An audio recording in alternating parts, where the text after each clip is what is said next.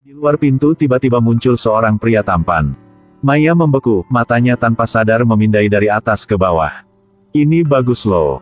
Tapi dia tahu itu. Pria yang berdiri di samping dia adalah pembunuh top. Sauhira Hoi Hasan. Pria itu mengikutinya ke kapal pesiar.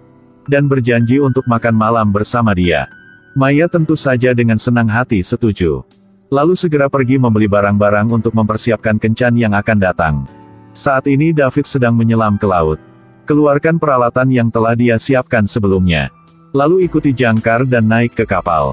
Mahir memasang bom. Di bawah helikopter. 30 menit kemudian, keduanya muncul di tempat pertemuan. Tapi masih belum bisa bicara beberapa kata. Maya tiba-tiba merangkak di bawah meja. Ternyata orang tuanya berdiri tepat di sebelahnya. Ketika David melihat itu, dia membungkuk untuk berbicara dengan Maya. Maya yang malang, pertama kali berkencan. Bertemu dengan pria buaya darat seperti ini. Mereka berbicara dengan sangat baik. Tetap bersama sepanjang malam. Tiba-tiba David berkata padanya, "Aku sudah memikirkannya sepanjang hari dan benar-benar ingin melakukan satu hal." Maya tersenyum malu. Kemudian keduanya perlahan mendekati satu sama lain. David menundukkan kepalanya. Tiba-tiba meraih di belakang Maya dan merobek label di roknya.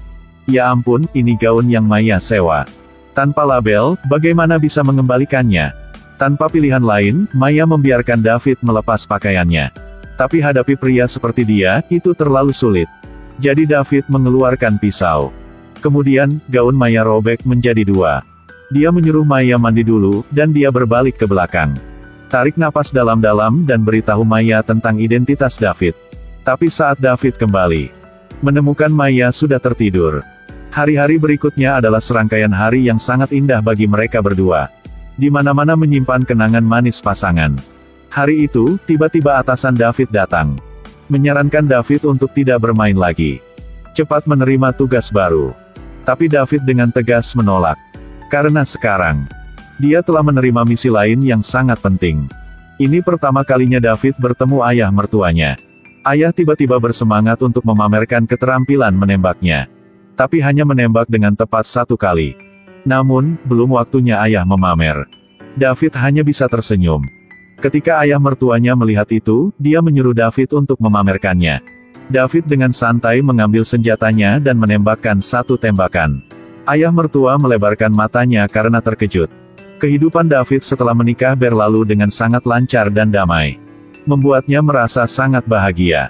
Tapi hari itu, tiba-tiba dia menerima dokumen yang dikirim oleh mantan atasannya. Setelah menguraikan kode sederhana, dia memanggilnya di telepon. Bos memberitahu David bahwa seseorang ingin membunuhnya, menyuruh David datang menemui dia dengan cepat.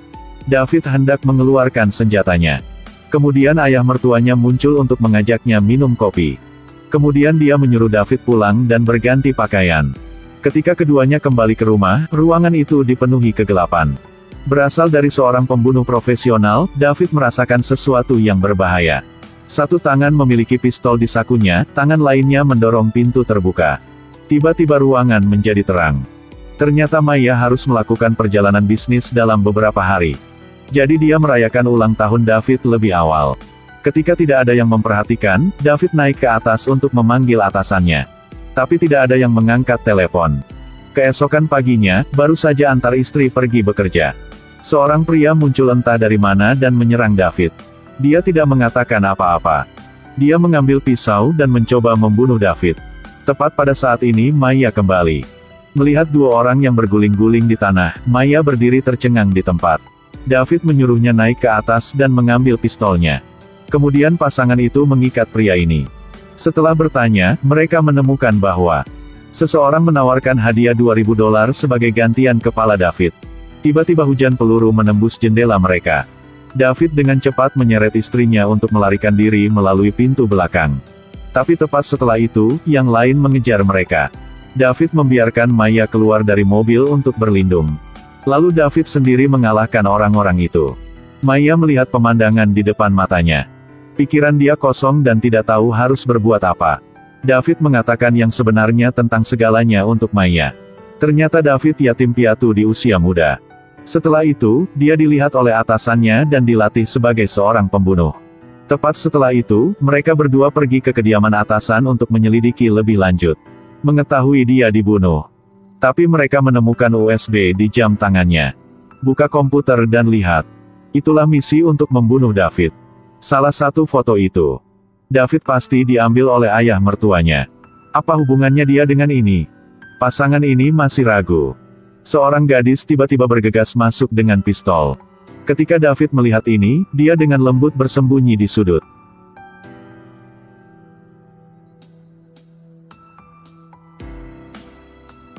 Tapi wanita ini sangat pandai berkelahi. David sama sekali bukan lawannya. Tak lama kemudian David dijepit di lehernya. Untungnya Maya muncul tepat waktu. Berhenti.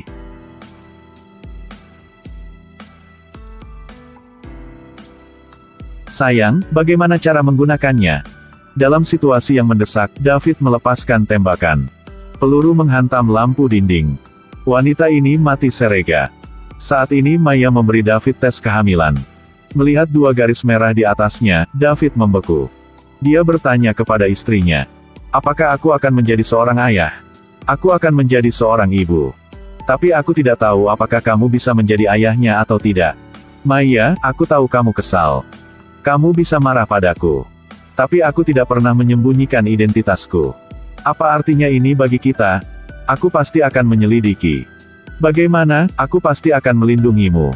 Bagaimana kamu akan melindungiku, katakan padaku. Jika kamu memberitahuku, aku akan tetap bersamamu. David tidak bisa membuka mulutnya. Dia hanya bisa melihat istri pergi. Pada saat ini, sebuah truk pengiriman berhenti di depannya. Pengirim memberinya sekotak barang, memintanya untuk menandatanganinya. Tak lama setelah itu dia mengeluarkan pistol dan menyerang David. David dengan cepat berlari bersembunyi di balik tong sampah. Orang itu sedang sibuk menembak. Tanpa mengetahui bahwa sebuah mobil merah sedang melaju ke arahnya. Wanita itu menabrak orang ini. David hendak berterima kasih. Tanpa diduga, wanita ini terus naik. Berlari lurus ke arah David. Untungnya, David dengan cepat melompat ke truk untuk melarikan diri. Mobil dengan cepat memutar setir, berbalik untuk menyerang lagi. Tiba-tiba ditabrak mobil lain.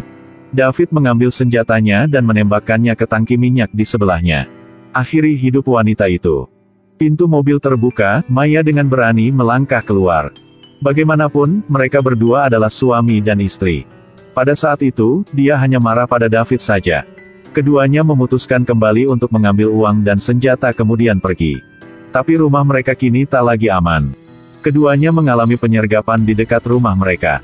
Semua orang di sekitar mereka sepertinya ingin membunuh mereka.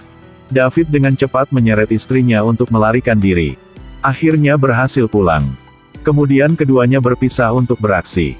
Maya bertugas mengambil uang dari berangkas. Dan David akan naik ke atas untuk mengambil senjatanya. Pada saat ini, tiba-tiba 2 pembunuh muncul di depan pintu mereka. Mereka tidak peduli dengan Maya, langsung naik ke atas. Maya mendengar suara itu dan berbalik untuk melihat. Ternyata ibunya. Dengan sahabat dia di belakang. David mendengar suara orang, segera bersembunyi di lemari. Kedua pembunuh itu tidak bodoh, mereka menembak seperti hujan di lemari itu. Ketika membuka lemari, mereka menemukan bahwa tidak ada seorang pun di dalam. Tiba-tiba David melompat turun entah dari mana untuk membunuh mereka. Saat ini di lantai bawah, sahabat Maya juga tiba-tiba terkena peluru. Ternyata ayah Maya muncul. David turun dan mengarahkan pistol ke arahnya. Keduanya menginginkan penjelasan dari yang lain. Akhirnya, sang ayah berbicara lebih dulu. Ternyata dia adalah seorang pensiunan pembunuh. Misi kecelakaan pesawat David dari 3 tahun yang lalu adalah untuk membunuhnya. Tapi untungnya dia tidak naik helikopter itu hari itu. David terkejut, dia benar-benar tidak tahu tentang ini. Mengatakan bahwa misi David hanya untuk menghancurkan helikopter.